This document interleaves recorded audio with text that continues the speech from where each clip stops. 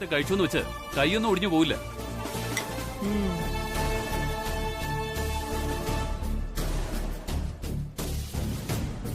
ആ അരവിന്ദേ, കല്യാണത്തിന്റെ കാര്യങ്ങളൊക്കെ നോക്കണം. ചേച്ചി വന്നാ പിന്നെ അധികം സമയമില്ല. ആദ്യം അമ്മയച്ഛനും വരട്ടെ, അതിനുശേഷമല്ലേ കല്യാണം.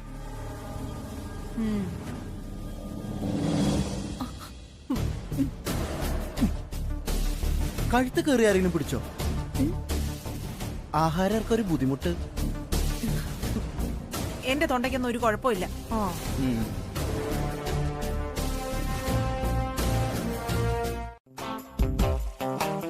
ജയന്തി, പതുക്കെ കഴിച്ചാ മതി, എന്നാലല്ലേ കൂടുതൽ കഴിക്കാൻ പറ്റൂ.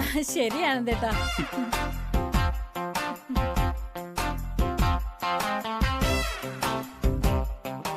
പൊയ്ക്കോ പൊയ്ക്കോ, ഇതിന് പകരം വീട്ടാനുള്ള ഒരു വജ്രായുധം ഒരുക്കുന്നുണ്ട് ഞാൻ. കാത്തിരുന്നോ. ആന്റി, ഇവരെങ്ങനെ അറിഞ്ഞു? ആന്റി കണ്ട സ്വപ്നത്തിലെ അരവിന്ദേട്ട് ഇല്ലായിരുന്നല്ലോ, ഇതെങ്ങനെ സംഭവിച്ചു?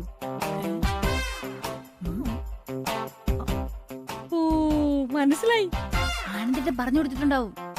ആനന്ദിന്റെ സ്വപ്നത്തിലുണ്ടായിരുന്നല്ലോ.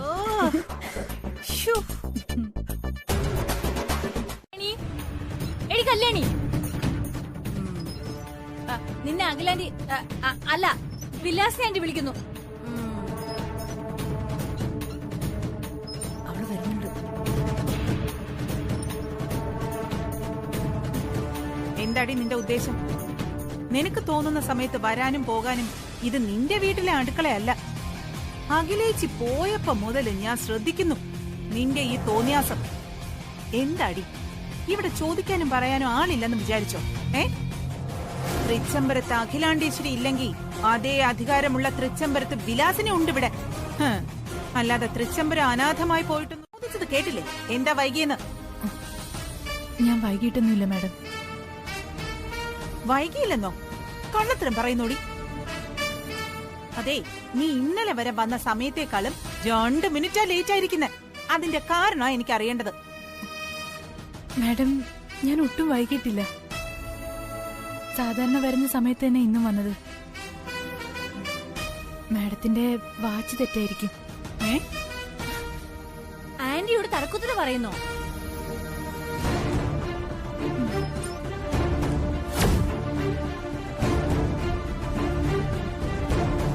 നിന്നെ ഞാൻ നിന്നെ രക്ഷിക്കാൻ അഖില പ്രാർത്ഥിക്കാൻ പോയ സാക്ഷാൽ മഹേശ്വരൻ വന്നാലും നടക്കില്ലടി.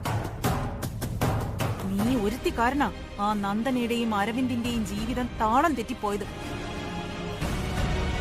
ഇതെങ്ങാനും ആ മഹേശ്വരിയമ്മ അറിഞ്ഞാലുള്ള സ്ഥിതി എന്തായിരിക്കും അറിയാമോ? വെട്ടിക്കൊല്ലും നിന്നെ പച്ചക്കി.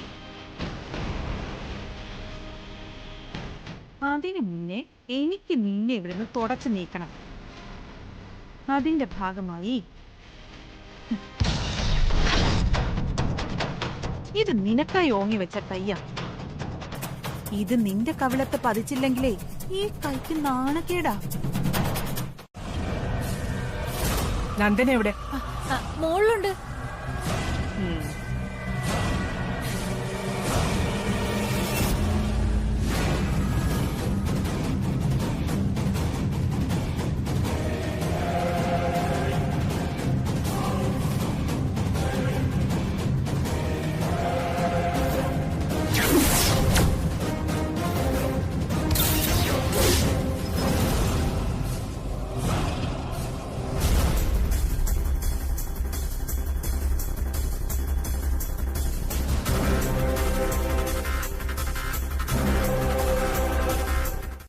എന്റെ മോളിങ്ങനെ കരയരുത്. ഞാൻ അപ്പോഴേ അമ്മയോട് പറഞ്ഞതല്ലേ ഇതൊന്നും ശരിയാവില്ലെന്ന്.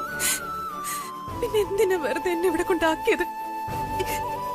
മതി, നിന്നെ ഇങ്ങനെ കരയാൻ പഠിപ്പിച്ചല്ലോ അമ്മയും അച്ഛനും വളർത്തിയത്. ഒരാൺകുട്ടിക്ക് കൊടുക്കാവുന്ന എല്ലാ സ്വാതന്ത്ര്യവും തന്നല്ലേ. എന്നിട്ടും നീ ഇങ്ങനെ തൊട്ടാ പാടിയ പോലെ. എന്താ മോളെ, എന്താ നിനക്ക് പറ്റിയത്?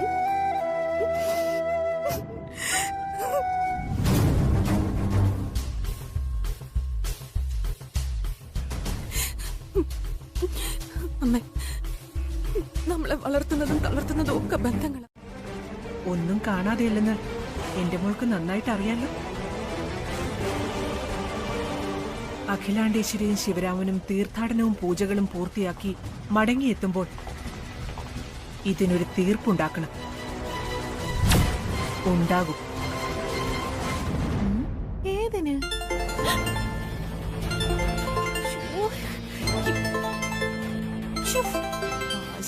ഫോൺ.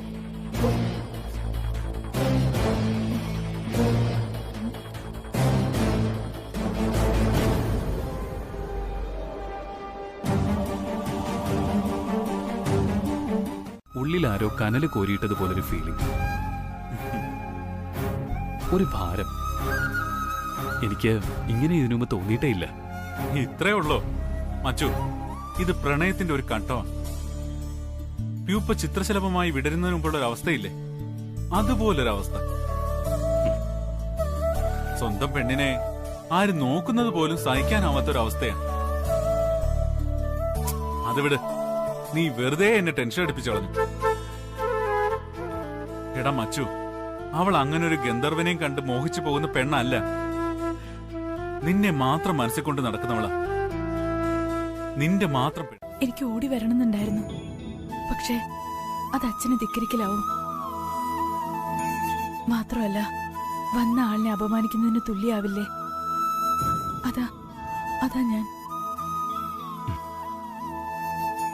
എന്നെ വല്യുഞ്ഞിന് മനസ്സിലാവുന്ന ഞാൻ കരുതണേ.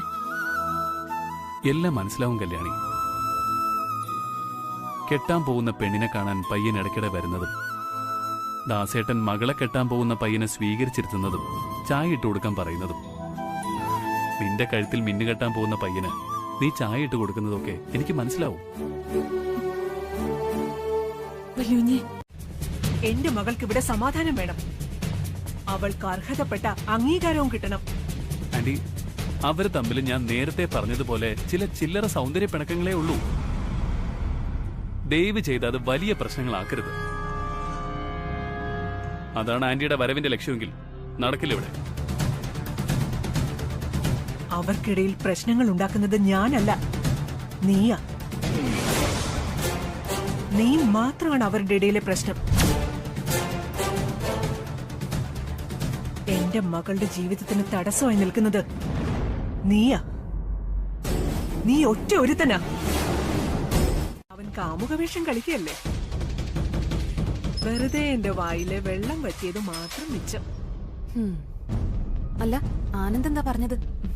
അതോ, അതല്ലേ രസം. നിങ്ങൾ തമ്മിൽ ചെറിയ സൗന്ദര്യപ്പിണക്കങ്ങൾ മാത്രമേ ഉള്ളൂ. ഞാനായിട്ട് അത് വലുതാക്കാൻ നിൽക്കരുത് പോലും. നന്ദനെ, ഇതിൽ നിന്ന് ഒരു കാര്യം മനസ്സിലായി. ഇനി ഈ കഥയ്ക്ക് കയ്യടി കിട്ടണമെങ്കിൽ ട്രാക്ക് മാറ്റി പിടിക്കേണ്ടി വരും. മനസ്സിലായില്ല. അമ്മ എപ്പോഴും പറയാറുള്ളത് തന്നെയാ, മാർഗമല്ല ലക്ഷ്യമാണ് പ്രധാനം. ഇനി അമ്മ പറയാം, നീ കേട്ടോ.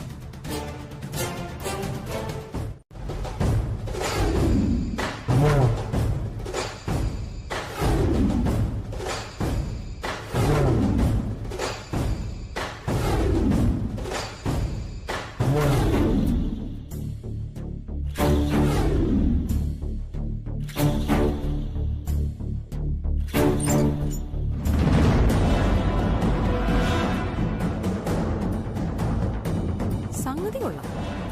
ഇത് വർക്കൗട്ട് ആവോ? എന്താ സംശയം? ഉറപ്പായിട്ടും വർക്കൗട്ട് ആവും. ആവണം.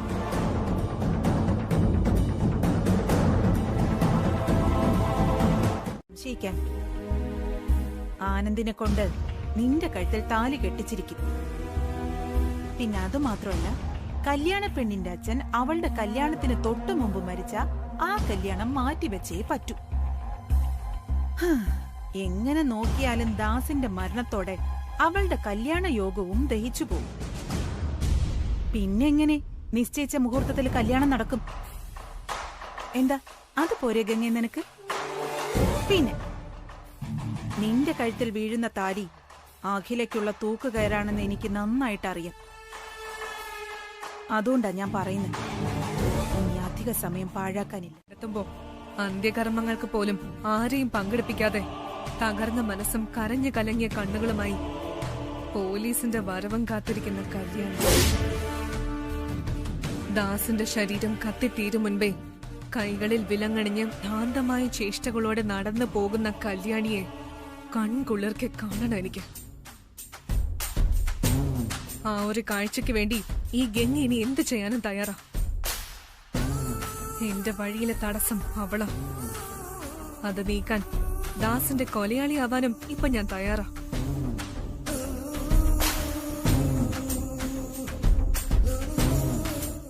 ആ മഹേശ്വരമ്മ കേറി വന്ന് എല്ലാം തൊലച്ചു. അവരെന്നോട് ചോദിക്കുവാ എനിക്ക് എന്താ ഇവിടെ കാര്യമെന്ന്. അതങ്ങ് വിട്ടേക്ക്. മഹേശ്വരി അമ്മയുടെ കാര്യമൊക്കെ അരവിന്ദ് നോക്കിക്കോളും. അരവിന്ദ് വരുന്നത് വരെയുള്ള അധികാരം കാണിക്കലേ ഉള്ളൂ. അവൻ വരുമ്പോ മഹേശ്വരി പെട്ടിയും തൂക്കി പടിയിറങ്ങി പോകുന്നത് കാണാം.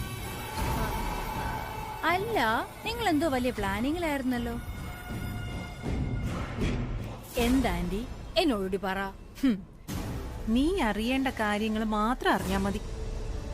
ആവശ്യമില്ലാത്ത കാര്യങ്ങൾ അറിഞ്ഞാലേ നീ ചീത്തയായി പോവും. മുഖം പാടണ്ട. നീ അടുക്കളയിൽ ചെന്ന് 3 സൂപ്പ് ഉണ്ടാക്കാൻ പറ. അത് കൊള്ളാലോ. ഞാനിത് അങ്ങോട്ട് പറയാനിരിക്കായിരുന്നു. ആന്റിയുടെ ഒരു കാര്യം. കല്യാണി,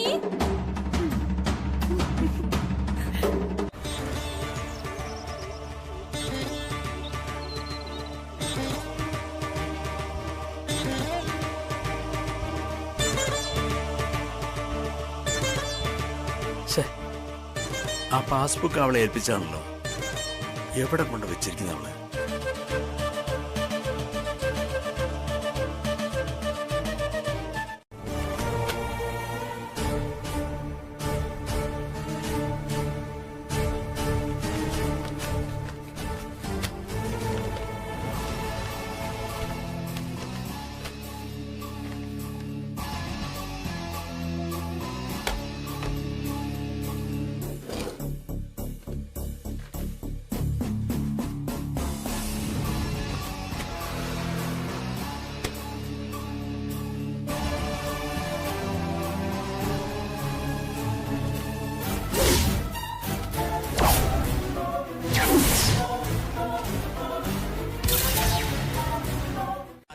മനസമാധാനം തരാത്ത നീ ഒരു കാലത്തും രക്ഷപ്പെടാൻ പോകുന്നില്ല. അവസാനമായിട്ട് ഞാനൊന്ന് പറയാം. നീ നിന്റെ ഇഷ്ടത്തിനൊത്ത് ജീവിക്കാനാണ് ഒരുക്കമെങ്കിൽ എന്നെ കൊന്നിട്ടായിക്കോ. ഒരച്ഛന്റെ അപേക്ഷയായിട്ട് കരുതണം. എന്നൊന്ന് കൊന്നു തരാമോ നിനക്ക്?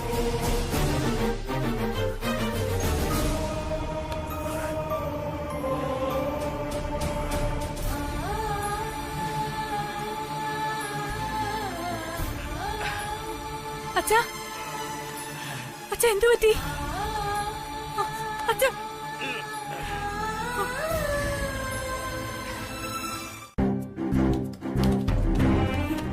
ഈശ്വര, നെഞ്ചുവേദനയ്ക്കുള്ള ഗുളിക തീർന്നിരിക്കുകയാണല്ലോ. ഇപ്പൊ എന്ത് ചെയ്യും? അനിയൻകുട്ടാ, അനിയൻകുട്ടാ, ഇവനിത് എവിടെ പോയി കിടക്കുക?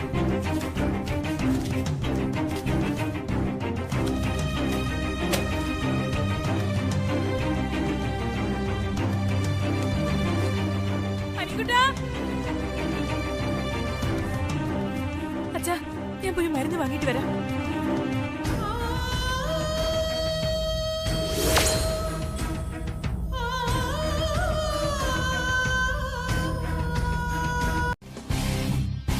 അല്ല, എവിടെ മറ്റവള്? ആ പാചകറാണി ചോദിച്ചത് കേട്ടില്ലടി. അവൾ എന്തിയെന്ന്? കല്യാണി മാഡം, അത് ഓ, പുതിനാറ്റിയുമായി വലിയ കുഞ്ഞിനെ കുടിപ്പിക്കാൻ പോയി കാണും അവള്. അല്ല മാഡം, പിന്നെ കല്യാണി വീട്ടിലേക്ക് പോയതാ. ഇപ്പൊ അങ്ങോട്ട് ഇറങ്ങിയതേ ഉള്ളൂ. കൊള്ളാം. അവക്ക് കൂടെ കൂടെ വീട്ടിൽ പോകാൻ വേണ്ടിട്ടാണോ മാസാമാസം ശമ്പളം എണ്ണി കൊടുക്കുന്നത്? വീട്ടിൽ പോയി പോലും ആരോട് ചോദിച്ചിട്ട്? അഖിലേച്ചി ഇല്ലെന്ന് വെച്ച് എന്തു ആകാന്നാണോ? തൽക്കാലം വേണ്ട. അറിയാവുന്നതിരിട്ടാലേ കുടിക്കാൻ കൊള്ളാവൂ.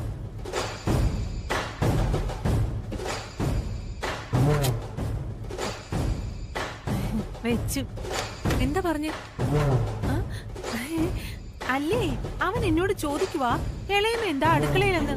ആ അവളെ കാണാത്തതിലുള്ള എനക്കേട. ആന്റി വാ.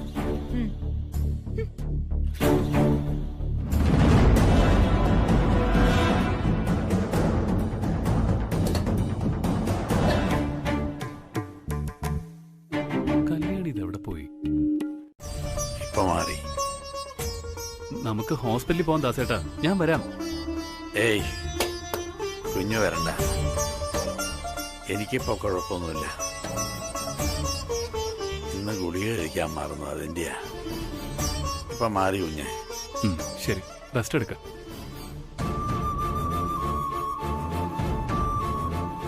എന്റെ നെഞ്ചിൽ തീ കോരിയിട്ടിട്ട് വെള്ളം ഒഴിച്ച് അണയ്ക്കാൻ ശ്രമിക്കുന്നു.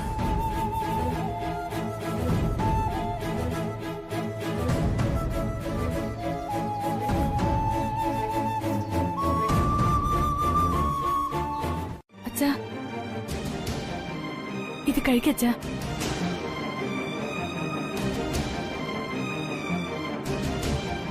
ഗുളിക തീർന്ന കാര്യം അച്ഛനെന്താ പറയാത്തെ? ഇത് കഴിക്ക്. വേണ്ട,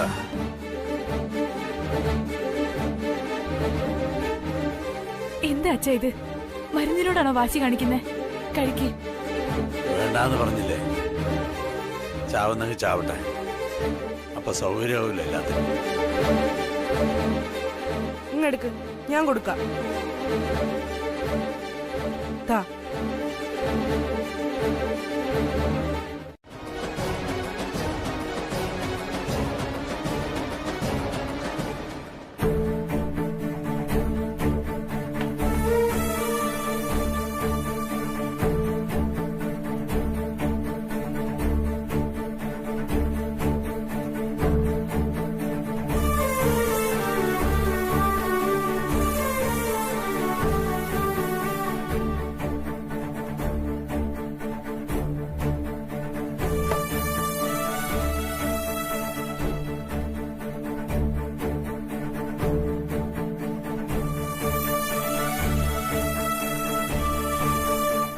അഖില കൃത്യമായിട്ട് മറുപടി പറയും. വിളിക്ക് വിളിക്ക്.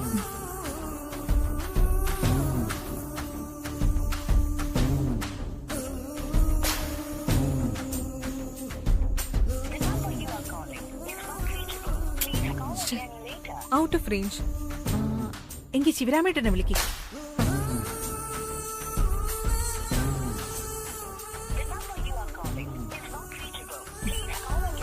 ഈ നമ്പറും ഔട്ട് ഓഫ് റേഞ്ച് ആന്റി. ആ അതങ്ങനെയല്ലേ വരൂ, രണ്ടുപേരും ഒരിടത്തല്ലേ. ശോ,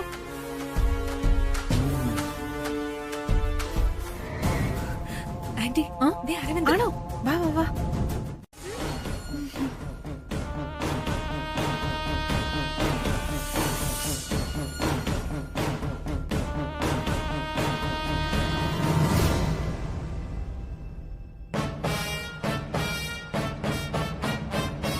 ഇന്നാകെ കോളിളക്കെയാണല്ലോ അവന്റെ വരവ്.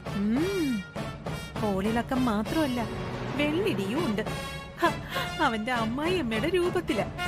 ഒന്നുകിൽ അവൻ, അല്ലെങ്കിൽ മഹേശ്വരി പെട്ടിയും കിടക്കയൊക്കെ എടുത്ത് പുറപ്പെട്ട് വരുന്നത് കാണാൻ നീ സമാധാനപ്പെടുകങ്ങേ.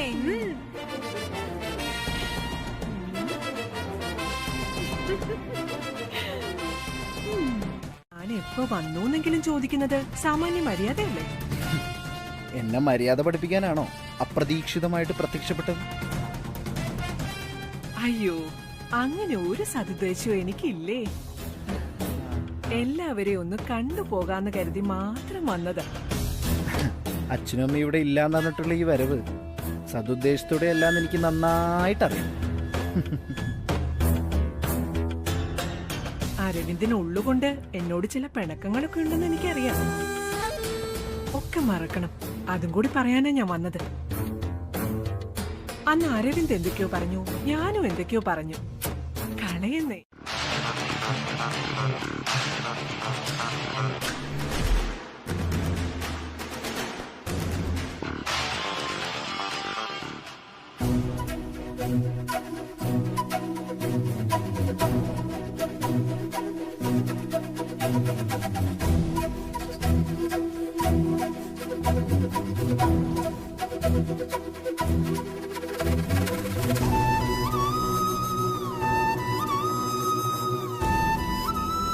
ചേച്ചി, ഇന്നും കഞ്ഞി മാത്രമേ ഉള്ളോ? എനിക്ക് വേണ്ട, കഞ്ഞി കുടിച്ച് മടുത്തു. ആ അത് ശരിയാ, വയ്യാതിരിക്കുമ്പോ കല്യാണി ഇവിടെ ഉള്ളത് നല്ലതാ. അല്ല, നമുക്കൊരു ഡോക്ടറെ ഇങ്ങോട്ട് വരുത്തിയാലോ?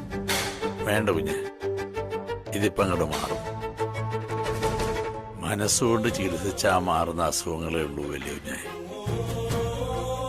അതെ, മനസ്സിന് ധൈര്യം കൊടുത്ത ഏത് അസുഖത്തിനും പകുതി ആശ്വാസം കിട്ടും.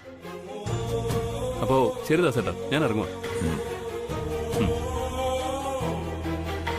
കല്യാണി ഒന്ന് വരുമോ?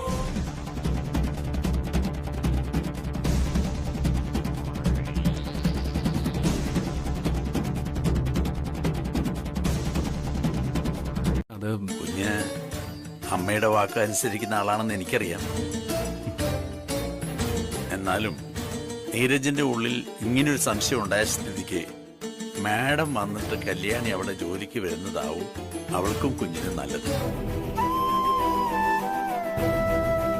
അതാ കുഞ്ഞ് എന്റെ തീരുമാനം. അതുകൊണ്ട് കുഞ്ഞിപ്പ പോയാട്ടെ.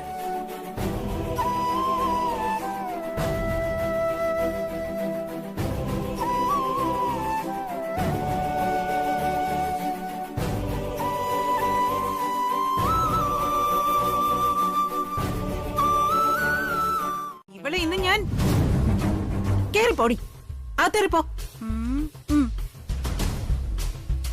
ആന്റി, ആന്റി പറയുന്ന സംഗതിയൊക്കെ ഓക്കെ. കല്യാണി നേർച്ചക്കോഴി തന്നെയെന്ന് വെച്ചോ, ആ നേർച്ചക്കോഴി പറന്ന് പൊരയ്ക്ക് മേൽ കയറിയാലോ?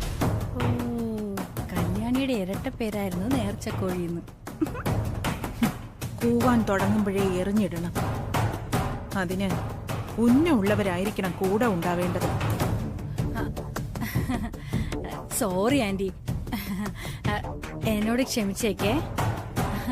കല്യാണിയുടെ ഇരട്ട പേരാണ് നേർച്ചക്കോഴിന്ന് ഞാൻ അറിഞ്ഞില്ല. എനിക്ക് നല്ല ഉന്നവാ, ഞാൻ അറിഞ്ഞില്ല അവളെ.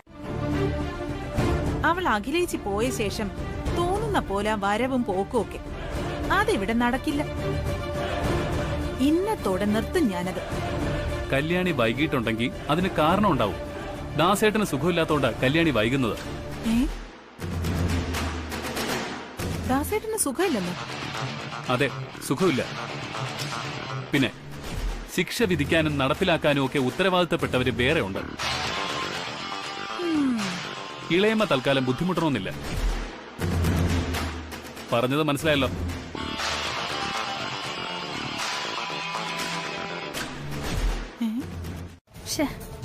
ഒന്നും കേൾക്കുന്നില്ലല്ലോ. എന്തോ രഹസ്യമായിട്ട് പ്ലാൻ ചെയ്യുക. അതെ, ദാസിന്റെ സമയമെടുത്തു. പ്രിയങ്ക മനക്കണ്ണുകൊണ്ട് കണ്ടത് ഇവിടെ സംഭവിച്ചിരിക്കുന്നു.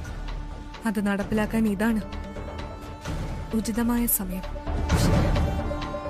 ദാസിന് കൊടുക്കുന്ന മരുന്ന് പോലും പ്രിയങ്കയ്ക്ക് അറിയാമെങ്കിൽ ഇനി ഒന്നും ആലോചിക്കാനില്ല. നമ്മൾ കൊടുക്കുന്ന ഗുളികയായിരിക്കണം ദാസ് കഴിക്കേണ്ടത്. അത് മാറ്റേണ്ടത് നിന്റെ കടമയാ. It's done.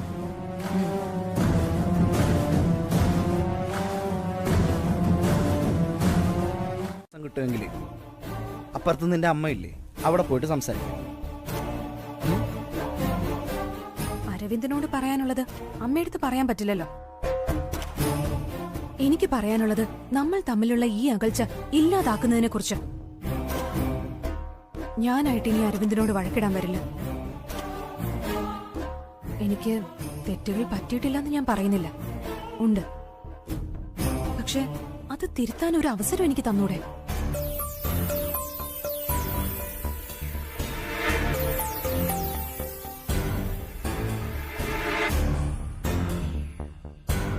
കഴിഞ്ഞതെല്ലാം ഞാൻ മറക്കാം. ഏതിനും ഞാൻ അരവിന്ദിന്റെ കൂടെ ഉണ്ടാവും. ഇതെന്റെ വാക്ക്. സോറി. കൈ തരണമെങ്കിലേ ഈ കൈയിലെ കറ മുഴുവൻ പോയെന്നേ എനിക്ക് വ്യക്തമായിട്ട് ബോധ്യപ്പെടണം. അതുവരെ ഇങ്ങനെ തന്നെ മുന്നോട്ട് പോട്ടെ. പോയിക്കോട്ടെ.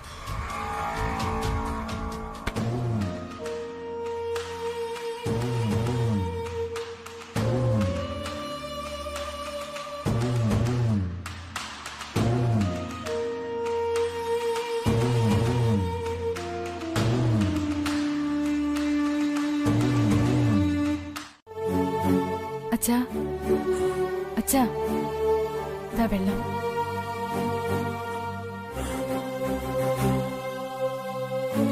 അച്ഛാ വെള്ളം.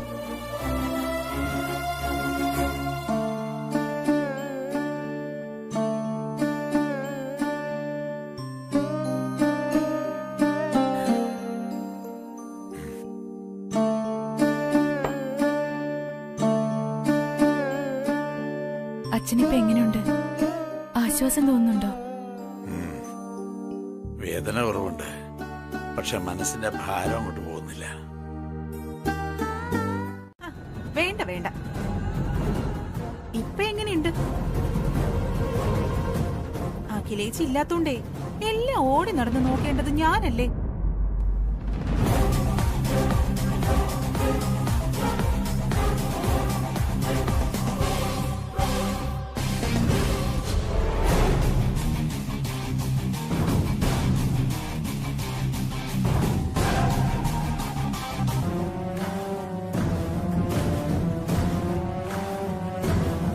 കുഴപ്പമില്ല മാഡം, എന്നാലും തലയ്ക്കുള്ളിലെ ഭാരം വിട്ടിട്ടില്ല.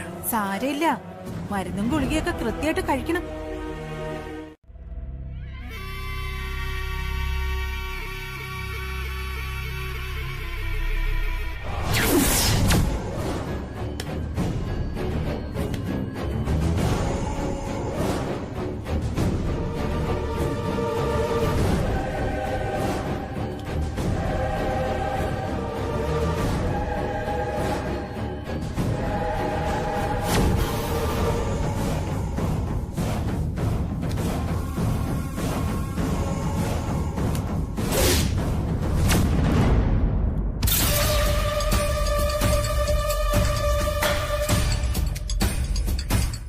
അച്ഛാ,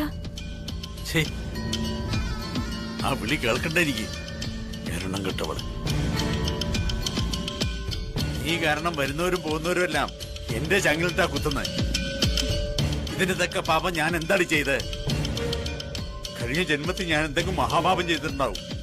നിന്നിലൂടെ അതിന്റെ ശിക്ഷ അനുഭവിക്കാൻ വേണ്ടിയാ നിന്നെ എന്റെ മകളായി ജനിപ്പിച്ച. അനുഭവിച്ചു തീർത്തല്ലേ പറ്റൂ.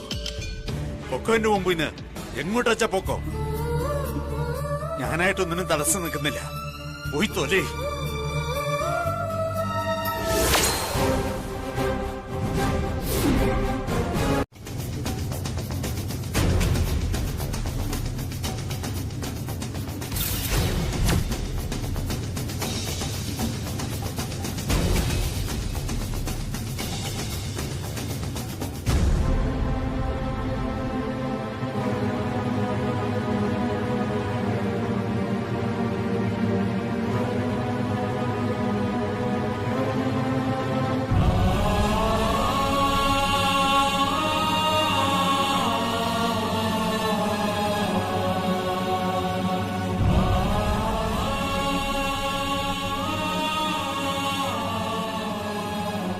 ഇവിടുത്തെ ചുവരുകൾക്ക് വരെ കാതുള്ളതാ. എന്തിന് ജയന്തി കേട്ടാലും മതി. അവൾ പറഞ്ഞില്ലെങ്കിലും അവളുടെ മുഖത്തു നിന്നും വായിച്ചെടുക്കാൻ കാര്യങ്ങൾ. നീ വാ, ഇനി ഞാൻ ആ സെറ്റിൽ അഖില ഇരിക്കുന്ന പോലെ ഞെളിഞ്ഞിരിക്കട്ടെ. Come on.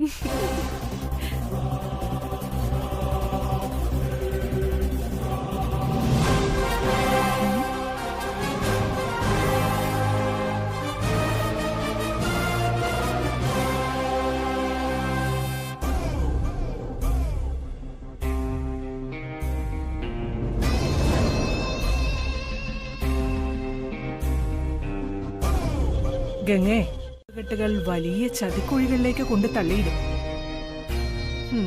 നീയൊന്ന് സൂക്ഷിക്കുന്നത് നല്ലതാ. അകപ്പെട്ടു പോയിട്ട് കിടന്ന് കൈയും കാലും അടിച്ചിട്ട് കാര്യമൊന്നുമില്ല. നന്ദനെ, കുതന്ത്രത്തിലൂടെ നേടിയെടുക്കുന്നതിനൊന്നും അധിക ആയുസ് കാണില്ല. അതാ പ്രകൃതി നിയമം. മരുമകന്റെ കാര്യത്തിലാണെങ്കിലും അതെ. നീ ഒരുപാട് പുസ്തകങ്ങൾ വായിക്കുന്നതല്ലേ? സമയം കിട്ടുമ്പോ അമ്മച്ചിക്ക് കുറച്ച് പറഞ്ഞു കൊടുക്കേ. തട്ടിയെടുത്തതും പിടിച്ചു പറിച്ചതും ഒക്കെ നീയാ. പോ, ശരിയല്ലേടി? അതെ ആന്റി. അത് പറയാൻ നിനക്കെന്താടി അധികാരം? ദേ, എന്നെ നിനക്കറിയില്ല. അമ്മേ, എന്തു ഇത്? ഇവിടെ പറയുന്നത് കേട്ടില്ലേ? ഇവിടെ ഇന്ന് ഞാൻ നീ എന്റെ വീട്ടിൽ കയറി വന്ന് എന്നെ അടിക്കാൻ നോക്കുന്നോ? നീ ഒന്ന് തൊട്ടു നോക്കെന്നെ.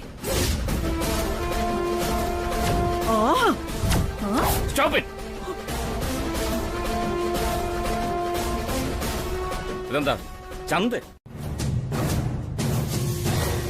പുറത്തു കേൾക്കാമല്ലോ ഇവിടുത്തെ ബഹളം. ഇത് പാരമ്പര്യവും പ്രൗഢിയുള്ള തൃച്ചംബരത്ത് തറവാടാ.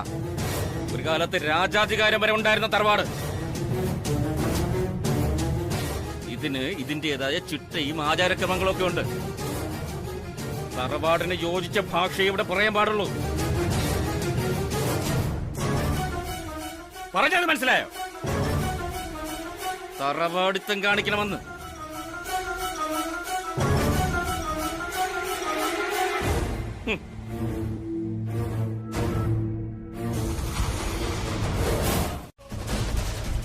ഏതായാലും തൃച്ചംബരത്ത് ഗൃഹനാഥന്റെ പ്രസൻസ് വേണമെന്ന് പറഞ്ഞ എന്നെ ഇങ്ങോട്ട് ഇളയച്ചൻ അയച്ചത്. ആ പിന്നെ ഒരു കാര്യം, അത്യാവശ്യ അവസരങ്ങളിൽ മാത്രം വാഹനങ്ങൾ ഡ്രൈവ് ചെയ്താൽ മതി രണ്ടാളും. ശരി ശരി ശരി. ആ അരവിന്ദ്, മഹേശ്വരി എന്നെത്തി? നന്ദനയുമായി പ്രശ്നമൊന്നുമില്ലല്ലോ? ഇല്ലച്ച. അപ്പൊ മരുമകന്റെ സുഖവിവരങ്ങൾ അന്വേഷിക്കാൻ എത്തിയതാവും അമ്മായിമ്മ അല്ലേ?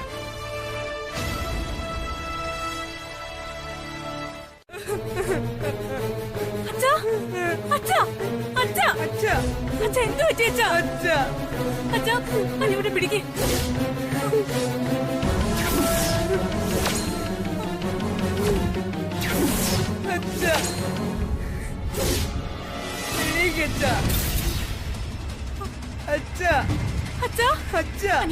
നീ പോയി വലിയ കുഞ്ഞിനെ വിളിച്ചിട്ട് വാ. അച്ഛാ, അച്ഛാ കണ്ണു തുറക്ക്. അച്ഛാ,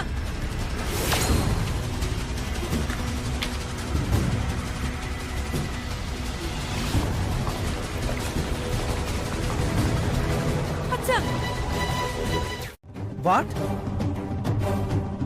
സെൻട്രൽ എക്സൈസ് ഒന്നോ? ഞാൻ പെട്ടെന്ന് അങ്ങോട്ട് വരണോ? ഓക്കെ ഓക്കെ ഓക്കെ, ഞാൻ വിളിച്ചോളാം. ശരി ശരി, ഓക്കെ.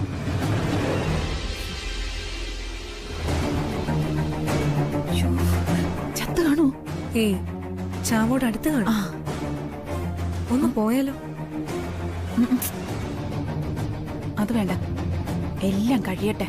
എന്നിട്ട് വേണം ഒരു കൃത്രിമ കണ്ണീരും വരുത്തി അവിടെ ചെന്ന് അഭിനയിച്ച് തകർക്കാൻ.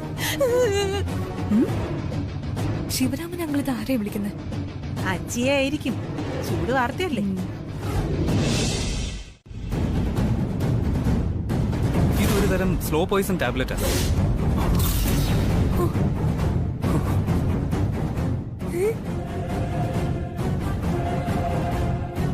ഭാഗ്യം ഒന്നേ കഴിച്ചോളൂ. ഒരെണ്ണം കൂടി കഴിച്ചിരുന്നെങ്കിൽ ഒരുപക്ഷെ. ഈശ്വര,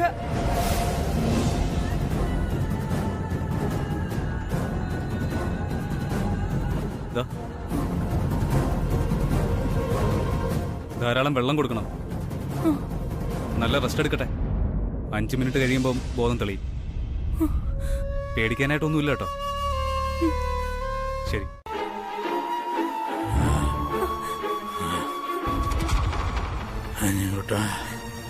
അച്ഛാ,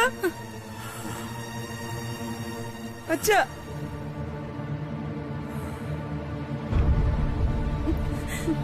എന്നാ ശരി, ഞാനങ്ങോട്ട്